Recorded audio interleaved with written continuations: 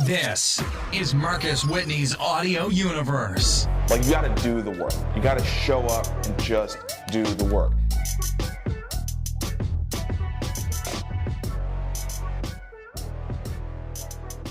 What's up? Another day, Marcus Whitney live, and I've been on Zoom all morning. I was laughing with our guest today about how, you got to keep your energy up, but these Zooms, man, they can get to you, man, at a certain point. You string enough of them back to back and they can get to you.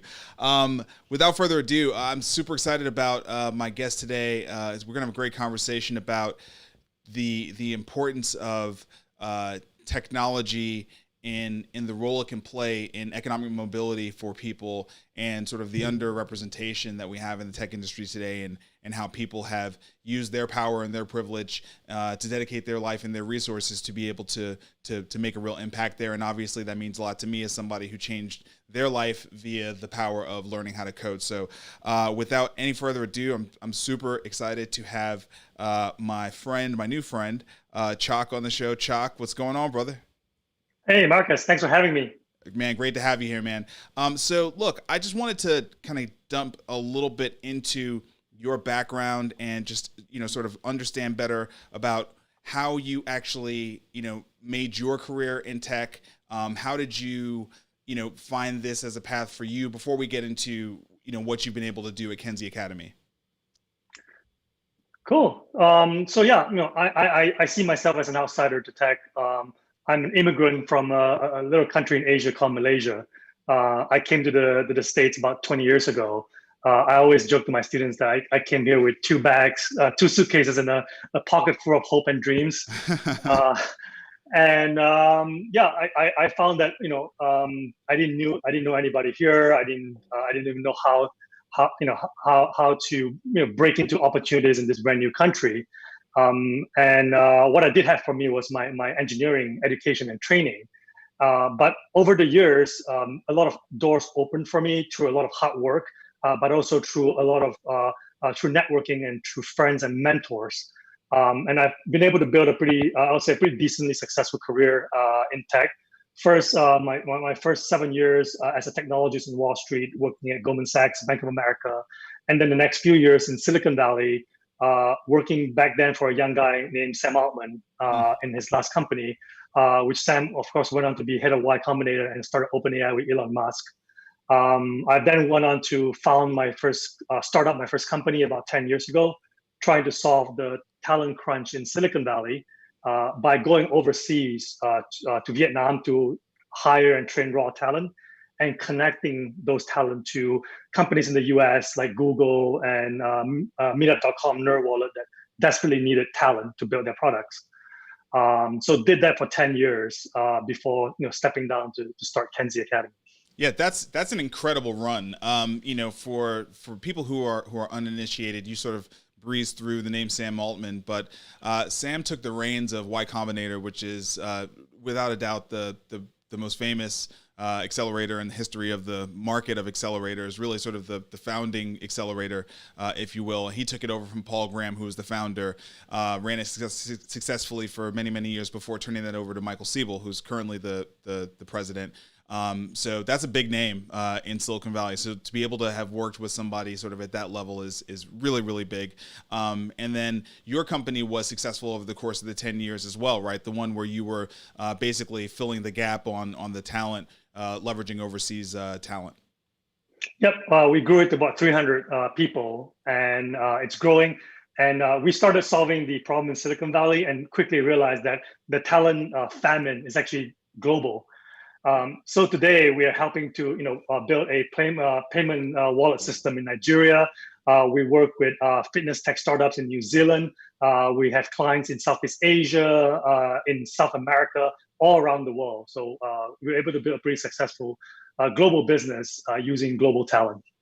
So talk about the moment where you had the aha for Kenzie Academy, which is what we're really here to talk about today.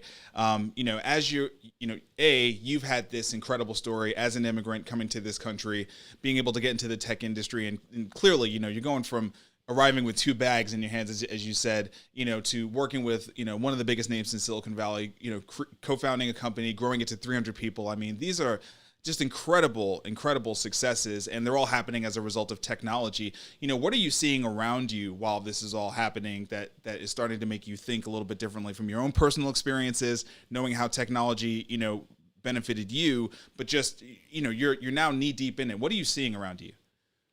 So this goes back to 2016. My business Agility.io was doing very well, and as an entrepreneur, I'm sure you can relate to.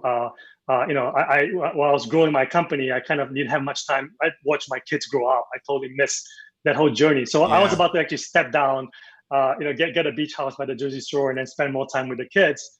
And then 2016 happened, and it was a wake up call for me and a lot of my friends. Seeing that there's a lot of anger and loss of hope in our country, especially the middle of the country. With the changing of the economy, where things are being digitized, a lot of the I'll say the much more industrialized cities in the Midwest were suffering with loss of jobs, loss of opportunity, loss of hope. So I said to my co-founders back then that, hey, why don't we leverage our knowledge on how to train non-traditional talent and leverage our connection to the tech industry? And can we create a solution that will be able to transition thousands, if not hundreds of thousands of people into new economy, new opportunity jobs? So that was an aha moment for me back then. And when I pitched that idea to a few of my friends, they said, if you do it, we'll fund you. And the next thing I knew, we raised about $1.1 million in 3 weeks. And wow, this is real now. So that was my, I've moved back to the Midwest to start Kenzie Academy. Wow, that's incredible. And you're exactly right. 2016 was a moment where if we didn't know that globalization and the internet had sort of created a divide in our country, we certainly saw it in 2016 with that election cycle and sort of this awakening to the reality that maybe globalization and maybe the internet hadn't brought all of America along with it. So for that to sort of have been the trigger for you, given everything that you had experience with in terms of filling those talent gaps with people outside of the country, I think was pretty cool. Why do you think you were able to raise money so quickly? Do you think that your friends also saw that this, obviously they trusted you, they believed in you, you had a great track record of success, you knew the problem, but do you think that they also saw that, hey, this is a really big problem, we need to work on this pretty quickly? Because, raising $1.5 million in 3 weeks, even if you've got like friends just off of an idea, is not a small thing. So, was it because they also realized that there was something bigger sort of happening? Definitely both, because as we see, technology, the digital divide is real, and it definitely has shown its ugliness, where it's leaving behind more and more people every single day. And with automation, that trend is just going to accelerate.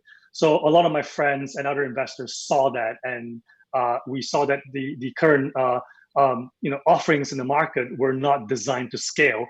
Colleges and universities, they were designed in the 1800s, or they were never designed to be able to train large. They pride themselves. Many of institutions pride themselves in how few people they serve. That's right.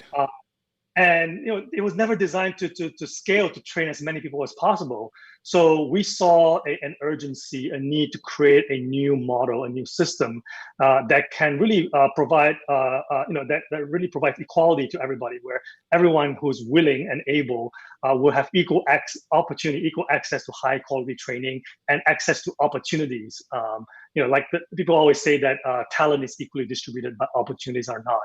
So we wanted to create a model that would train talent and tie talent to where all the opportunities are. And as much as technology has the ability to divide society, what's also on the flip side is it's one of the few things that has the opportunity to really create true equality for everybody. Right. We live in this new generation of tech gold rush.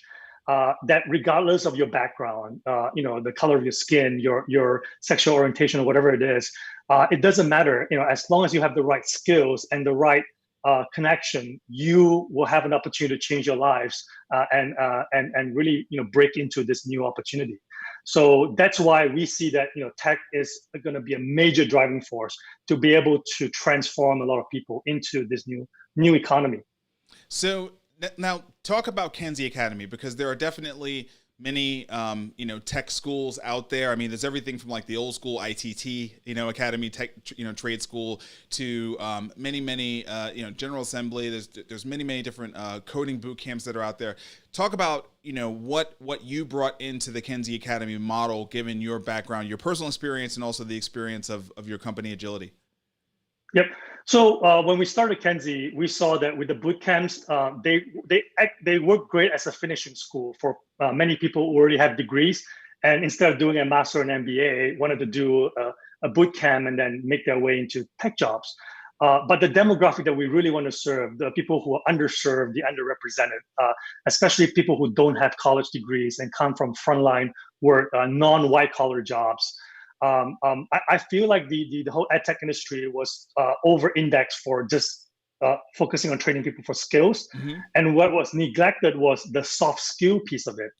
It's actually a three-legged stool. The first leg is the skill. The second leg is the soft skill, which is critical thinking, problem solving, communication.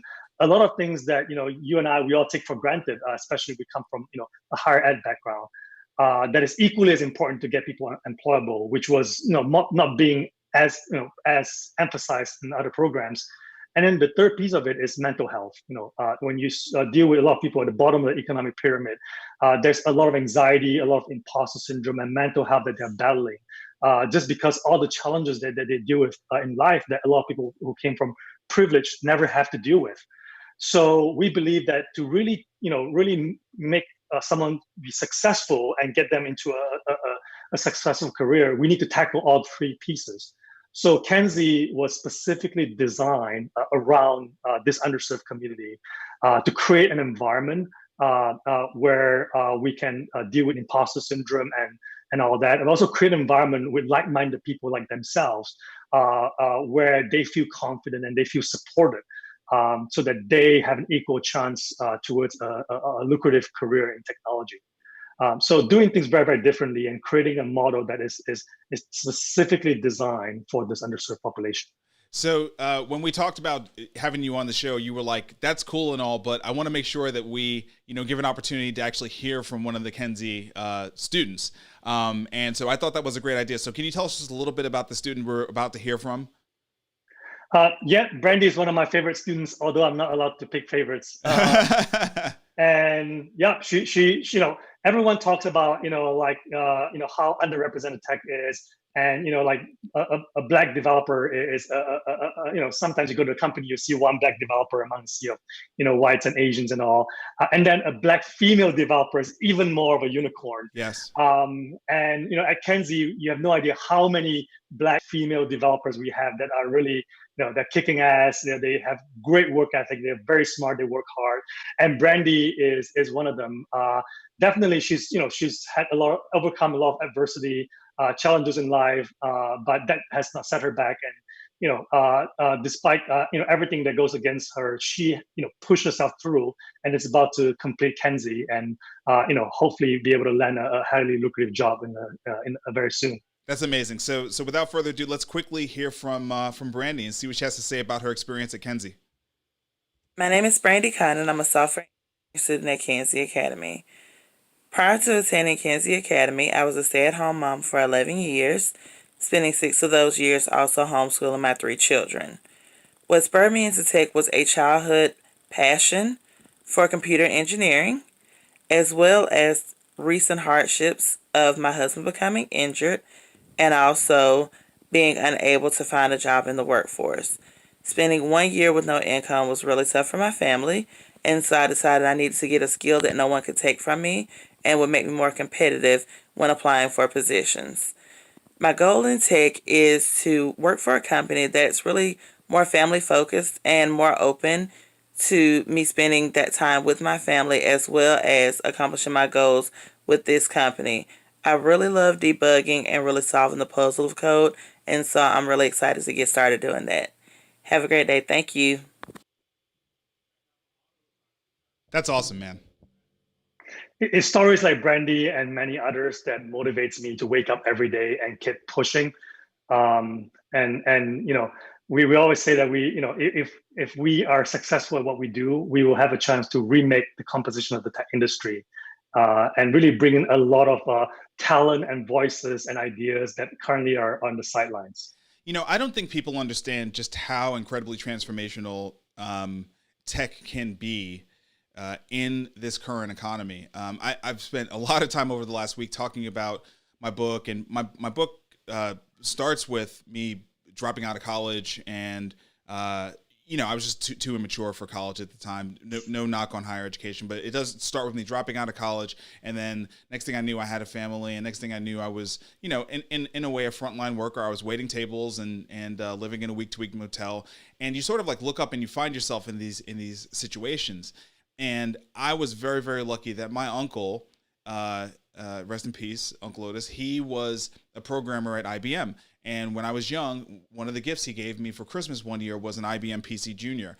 And, we're talking about the 80s. And back then, computers didn't do much that you couldn't program them to do. They didn't come with all these games and things like that. So you had to program. So I learned very basic programming. But Chok, from where I was, brand new to this town, without a degree, I did have soft skills. I did have these things.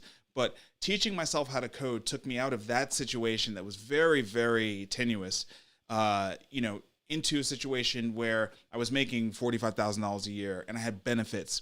And it just built this foundation, that within a very short period of time, I'm now in a startup, leading a team, getting equity, learning about leadership, and tech was the path. And so in this world where, especially this COVID-19 world where, for better or for worse, the internet is the real world, right? You know what I mean? We unfortunately, we can't touch each other. We can't be in close proximity the way that we used to. So many things we used to do in the real world, we now have to do via technology. It is an unbelievable equalizer. It is an unbelievable equalizer. And so, we can't have enough of initiatives like Kenzie out there that are introducing this equalizer to people. And for people like Brandy who are dealing with real responsibility, real hardships at home, things that are happening to her spouse, and she's just being incredibly strong. The fact that she has the support of Kenzie to help her to explore, to find the things she likes. When she talks about liking debugging, so many people don't know. Quality assurance is a great career. Every software development team needs quality assurance. And so, I don't know. I can talk a lot about this because I think it's so important, and I get really passionate about it because it is in many ways my own story. Absolutely, absolutely. And another example of a story of one of my students, Shaquan. He was formerly incarcerated, and then after that, he was homeless, living in his friend's car for a month of time. Went to work in the fulfillment centers at FedEx, and found Kenzie. Graduated late last year, and just recently got a job as an apprentice with Dropbox. So wow. Think about that. From the journey where he was. And he said it's like he can't imagine his past life ever to land to where he is today.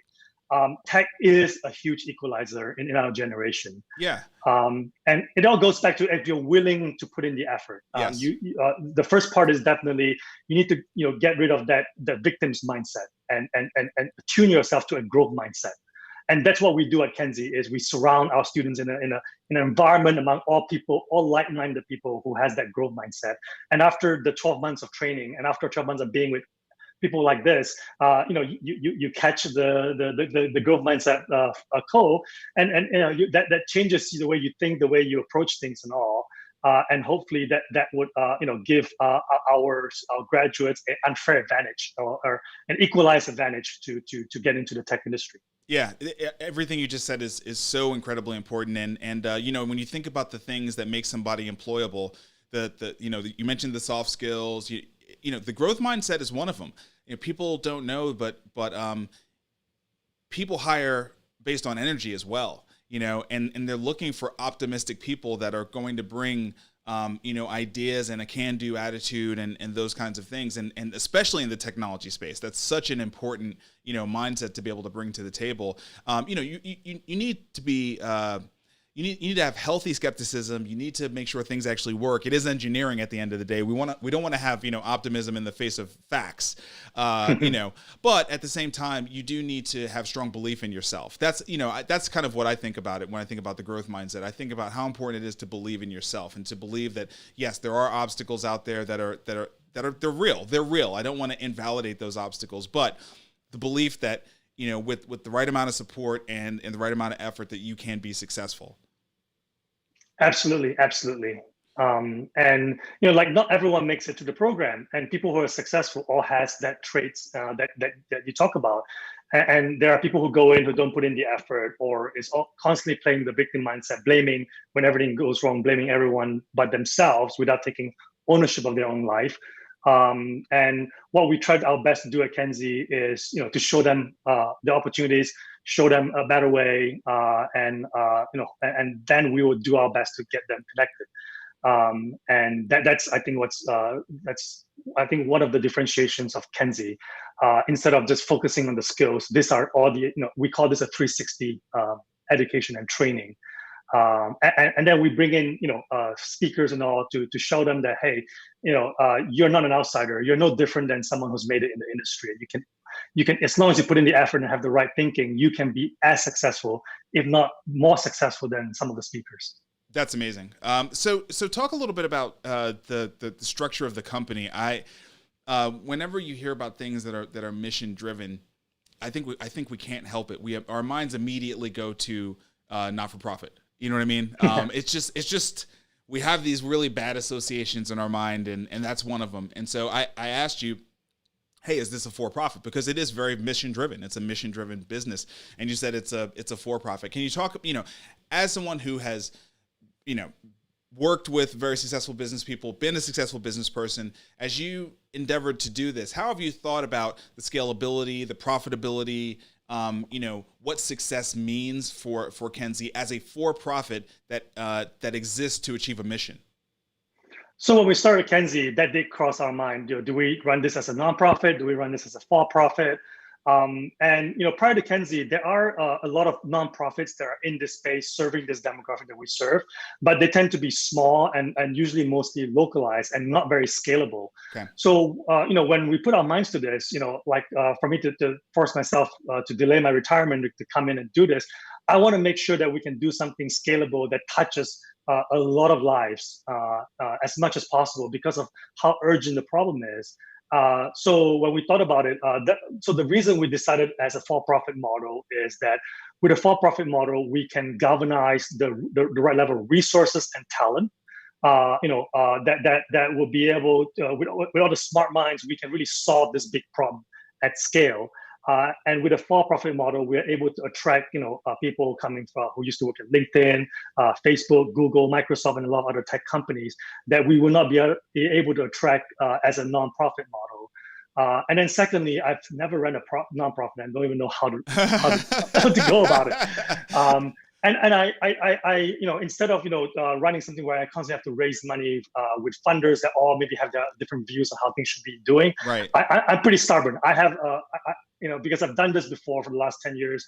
I know how to train people. I know how to get them into opportunities, and I'd rather build something where it's sustainable. Where if we can build something, even though it's for profit, yes, we do need to generate a return for our investors.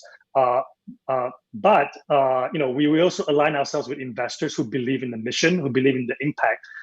So we do need to generate returns and profit responsibly. But that allows us to then build something more sustainable and a lot more scalable long term. So in the context of everything that's happening in the world, Kenzie has become more relevant. I would just say, as an outsider, we haven't talked about this, but inequity is a top of mind daily conversation. And I think we're all looking at all of our systems, all of our institutions, and we're asking the questions, how much inequity is baked into this system? How much racism, how much sexism, how much elitism, is built into these systems? And what do we need to do to start to root some of that stuff out? How do we start to have conversations about that? Since America has really started to engage in this much more open and honest dialogue about this, how has that changed Kenzie's interactions with the market and even the conversations you're having internally? I'm really curious about that. we're definitely getting a lot more outreach from companies and people. We're definitely seeing more and more companies now being very proactive in their hiring, in looking for diverse talent. But we hope companies will do a lot more than just just paying lip service to it. Make it real this time. And like when you talk about like our population of our students, many of them coming from underserved communities. They did the 1-year Kenzie program. What we ask for companies is to give everyone equal chance. After the George Floyd killing, we host a session where a lot of our Black students actually talk about their personal experience being Black in America and kind of the discrimination bias they have to deal with. And one thing that really resonated with me and really broke my heart was we had this student, and she's a great student, really work hard, would do well in the field, but she said in her past job search, she had to change her name to Lady versus actually her full name, just to be able to get more interviews. And so what we want to do is really find ways to really proactively work with companies who want to get rid of this bias and all these things in hiring, to give equal opportunity to everyone in the country. So we say to companies like, if you're looking for diverse talent, we have a lot of them, and they have great work attitude. They've went through adversity, and they're willing to work as hard, if not harder, than many of the people coming from more privileged pipelines. And also, hey, if they don't have the level of skills that you're expecting, give them a chance. Hire them as an apprentice. Hire them as an intern. Provide that training, and that person would then grow on to be the star employee that you're hoping to be, and that person would then draw on more other diverse talent into your organization. So what we really tell companies is you need to rethink the way you hire, and be really more proactive into looking at talent and places where resources are that you were not traditionally recruiting from. So Chok, as we wrap up, what I would love for you to share, because I think this is the most important thing in this moment. You were a person, when you made the decision to launch Kenzie, you were a person of power and privilege, right? Who had a unique perspective, a unique experience. You had the network that could get you funded. You had all these things, and you decided to take time away from retirement and these other things, move and actually, make a difference with your life and with your treasure. What would you say to people right now who do have power, who do have privilege, and who in this moment are starting to have these, uncomfortable internal conversations and wondering, how they can show up in this moment? What guidance, what wisdom would you offer to those people in particular? Yep. Of course, not everyone, has the luxury of me to really, change my company, of course, what I was doing, and focus on, trying to impact as many lives as possible. But despite how busy you are and everything you're doing, like the bare minimum can you do if you can't afford time to change hundreds of thousands of lives. Start with one. Start with two. Be a mentor. Take on somebody under your wing. We recently launched a campaign called the Make the Hire campaign. And we've gotten so much requests from a lot of my friends and connections, and so we had like the former VP of Netflix now volunteer to be a Kenzie mentor to our students who are people of color. We have people from a lot of other companies and even CEOs of startups and people from other companies that come in and chime in. Volunteer, be a mentor, help people craft their resumes, help them with mock interviews, prepare them, and then leverage the power of network to get that 1 or 2 person place in a tech company. Yeah. And if everyone does that, think about how many lives we're changing. And these are multi-generation changes we're making. Because by giving someone an opportunity, you're essentially creating a better life for their kids and beyond. You have no idea how powerful the impact of just changing 1 or 2 lives at a time is. So people who are interested, come to Kenzie.Academy, reach out to us. We have this Make the Hire campaign.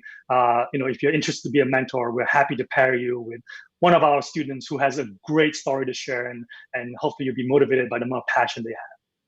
That's amazing. That's exactly what I was looking for. So thank you. Really practical. If you can't help 100,000 people, help one, help two, and really, really help. Really lean in, really help, really transform that person's life, because it does have a multi-generational impact. Chok, thank you so much, man. It's been great getting to know you, in the weeks leading up, and really today. And I look forward to speaking to the Kenzie students next Wednesday. So thank you for the honor and the opportunity to do that. Everybody out there, you should follow Chok Ooi on Twitter and LinkedIn, and Kenzie.Academy, as he said, Kenzie.Academy, KENZIE.Academy. Go check them out. They're doing incredible work out there. Again, I'm just plugging it. Create and Orchestrate, the book where you can read about how tech changed my life and helped me to become an entrepreneur without my own journey into tech. That would have never been possible. Subscribe to the podcast, Marcus Whitney's Audio Universe, everywhere that you get podcasts, and follow me at Marcus Whitney everywhere online. That is it. It has been another great show. So thankful to my guest today. We'll be back tomorrow with another episode of Marcus Whitney Live. Let's build a new normal, y'all. Peace. Thank you for tuning in to Marcus Whitney's Audio Universe.